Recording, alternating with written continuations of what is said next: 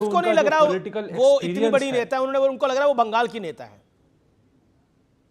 देखिए, कांग्रेस के लिए मैं पहले भी ये बात उठी है कि उन्हें अपना ईगो साइड रखना चाहिए और गठबंधन में जो गठबंधन का फोकस है, जो गठबंधन का गोल है, उस गोल को अचीव करने के लिए अपने टीम में जो जिसकी ज़रूरत है कि कैप्टन बनाया जाए उसको कैप्टन बना दें। विराट कोहली किसी ज़माने में कैप्टन थे, अब वो कैप्टन नहीं है, लेकिन फिर भी वो टीम का हिस्सा है, उन्होंने कोई ईगो नहीं लिया। तो ममता बनर्जी अगर टीम की कैप्टन बन करके लीड करने के लिए सक्षम है, और ये सब हर कोई मानते हैं, अपोजिशन के दूसरे नेता, चाहे वो समाजवादी पार्टी हो, चाहे वो महाराष्ट्र से शरद पवार हो, सुप्रिया सुले जी हो, या कोई और भी नेता हो, अखिलेश यादव, वो इस सब मानते हैं, और खुद कांग्रेस भी मानती है कि हाँ, ममता बनर्जी बहुत ही केपेबल नेता है। उनका रिकॉर्ड्स कहता है कि उनका स्ट्राइक रेट क्या है, उन्होंने मोदी को हर मौके पे हराया, बीजेपी को हर मौके पे रोका, बीजेपी उनके पार्टी को तोड़ के भी उनका कुछ बिगाड़ नहीं सकी। आज ममता बनर्जी यूनियन मिनिस्टर रह चुकी हैं 2 दफा, ममता बनर्जी 5 दफा मेंबर ऑफ पार्लियामेंट रह चुकी हैं, 3 दफा वो चीफ मिनिस्टर रही हैं। उन्होंने पार्टी अपना खुद बनाया, उनका पॉलिटिकल सफर जो है वो बहुत कम उम्र से लेकर के चला आ रहा है, और उन्होंने जो अपना सपना देखा था कि वो बंगाल में लेफ्ट की गवर्नमेंट को हटाकर अपना माटी, लेकिन वो कह रहे हैं, लेकिन कांग्रेस के अखिलेश जो कि प्रदेश अध्यक्ष है बिहार के, अखिलेश प्रसाद सिंह, वो कह रहे हैं कि उनकी पार्टी बंगाल तक सीमित है, राष्ट्रीय परिप्रेक्ष्य में उनका और उनकी पार्टी और व्यक्तित्व इतना बड़ा नहीं है, यानी उनकी पॉलिटिकल हैसियत इतनी बड़ी नहीं है कि वो राष्ट्रीय स्तर पर बात कर सके। लेकिन व्यक्ति से बड़ी सोच होती है। तहसीन पूनावाला, 30 सेकंड में जवाब इस बात का। जी, सिर्फ 30 सेकंड में। माननीय ममता बनर्जी मैम बहुत बड़ी नेता है, हम सब उनका आदर करते हैं, लेकिन वो जो हमारे महाराष्ट्र चुनाव में एमबीए के साथ हुआ, कोई सरकार बनी नहीं थी, चुनाव को 1 महीना था और सब मैं मुख्यमंत्री वो संजय राउत जी से लेकर सब चालू थे, वही इंडिया अलायंस के साथ हो रहा है। मैं बड़ी चेतावनी चाहता हूँ इंडिया अलायंस जीते। अमीश भाई, मैं आप तो न्यूट्रल हो, सब छोड़ दीजिए, मैं तो कांग्रेस की तरफ भाई, मुझे छोड़ दीजिए। क्या इंडिया अलायंस का कोई फॉर्मल स्ट्रक्चर है यूपीए की तरह?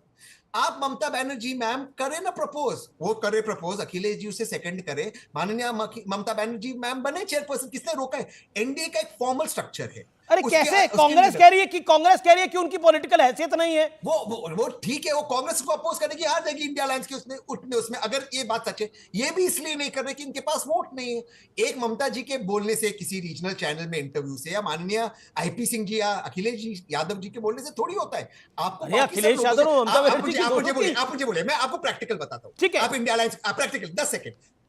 ममता बनर्जी मैम बोलेगी कि मुझे लीडर बनना है, लेफ्ट एग्री करेगा।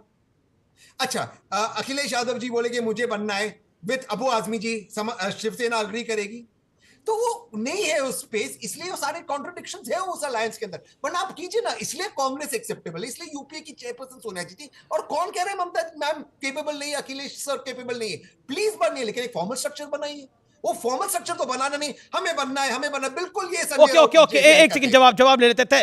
ओके, एक second, Tauseef Khan 30 second, then Sudhanshu ji मैं आपके पास आ रहा हूं। तौसीफ खान 30 सेकंड।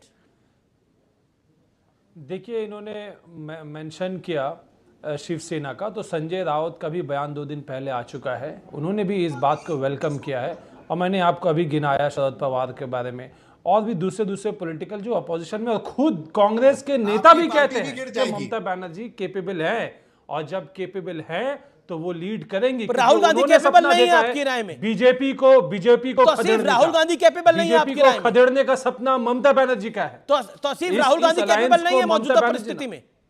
तो सिर्फ राहुल गांधी केपेबल नहीं है मौजूदा परिस्थिति में? नहीं, राहुल गांधी जी भी है, वो कांग्रेस के सबसे बड़े नेता हैं, और कांग्रेस का भी रोल है जिससे अपोजिशन पार्टी इनकार नहीं कर रहा।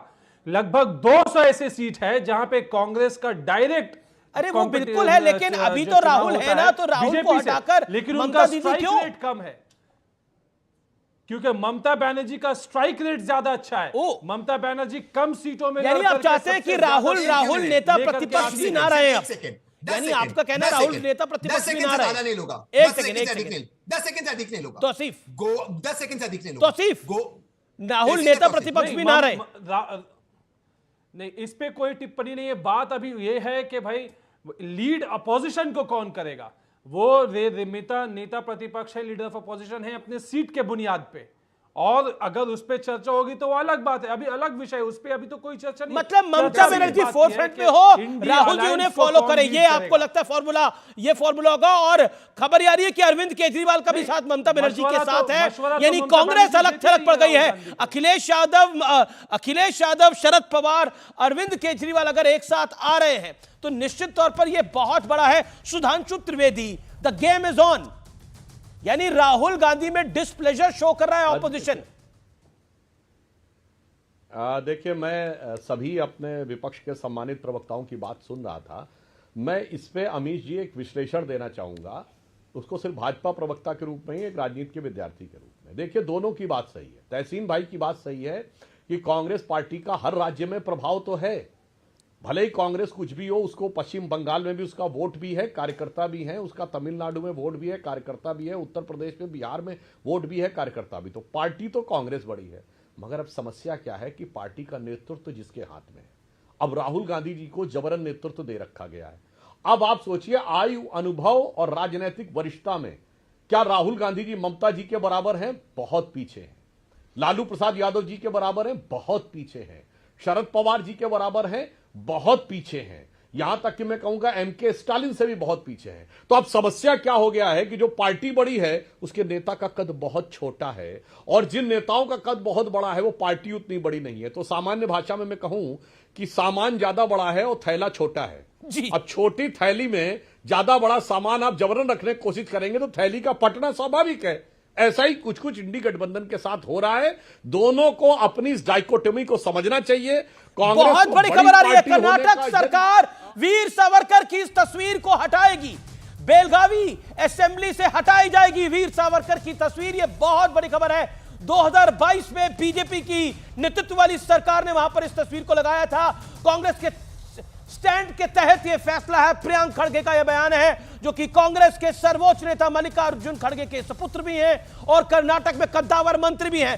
प्रियंक खड़गे ने बड़ा दावा कर दिया है कि बेलगावी असेंबली से हटाई जाएगी सावरकर की तस्वीर। और सूत्रों का कहना है सिर्फ महाराष्ट्र चुनाव का इंतजार था और महाराष्ट्र चुनाव के बाद यह फैसला ले लिया गया है। मैं सीधा रुख करता हूं आनंद दुबे का। आनंद दुबे, जिस पार्टी के साथ आपका अलायंस है वो सावरकर की तस्वीर हटा रही है। अमीश भाई नमस्ते। वीर सावरकर जी की अमीश भाई, क्योंकि जिन महापुरुषों ने अपने जीवन का बहुत बड़ा समय जेल में बिताया, अपने जीवन का एक बहुत बड़ा समय देश की आज़ादी के लिए दिया, उनके मरणोपरांत अगर हम उनको सम्मान नहीं दे पा रहे हैं तो दुर्भाग्यपूर्ण है। अलायंस पार्टनर तो आपका है, तस्वीर उद्धव जी, और वो तो साथ हैं। चाहे कांग्रेस उसकी, एक मिनट, चाहे कांग्रेस उनकी तस्वीर हटाकर कर रही हो और चाहे बीजेपी भारत रत्न न देकर कर रही हो, दोनों तो एक ही समान है। तो हम तो दोनों के लिए दुर्भाग्यपूर्ण अवस्था व्यक्त कर रहे हैं।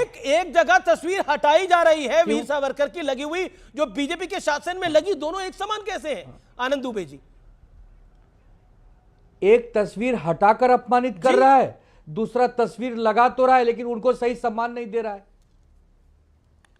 ओके, सुधांशु त्रिवेदी आप कैसे जस्टिफाई करेंगे? आप कैसे जस्टिफाई करेंगे? मैं तो बिल्कुल मैं तो ये कह